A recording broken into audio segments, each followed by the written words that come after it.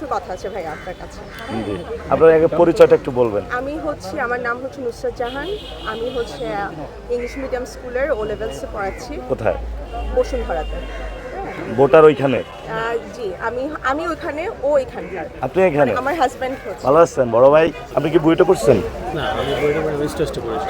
স্টেজে পড়াছেন? আমিও স্টুডেন্ট। স্টেজে আপনারা তো অনেক আন্দোলন করেছিলেন, স্টেজে সবাই বের হয়ে এসেছিল। জি, আমাদের যখন যা মনে হতো, আমাদের দেশের জন্য আমাদের যা মনে হতো, আমাদের দেশের উন্নয়নের জন্য আপনাদের যা একটা মনে হতো, কথা মনে আছে হাদি ভাইয়ের, যে উনি সংসদে গেলে সকল চাঁদাবাজ দুর্নীতিবাজদের গুম হারাম করে দিবে, মনে আছে এই কথাটা? উনি তো সব ব্যাপারে কথা আমরা বলেছেন। এটাতে বলতে চাই, শুধু সংসদে না, ওরা ঘুমে থাকলেও ওদের ঘুম হারাম করে দিব, জেগে থাকলেও জাগন হারাম করে দিব, ঠিক না? অবশ্যই। হাদি ভাই ছিল আসলে আমাদের সবার জনগণের প্রতিচ্ছবি, সত্যিকারের প্রতিনিধি।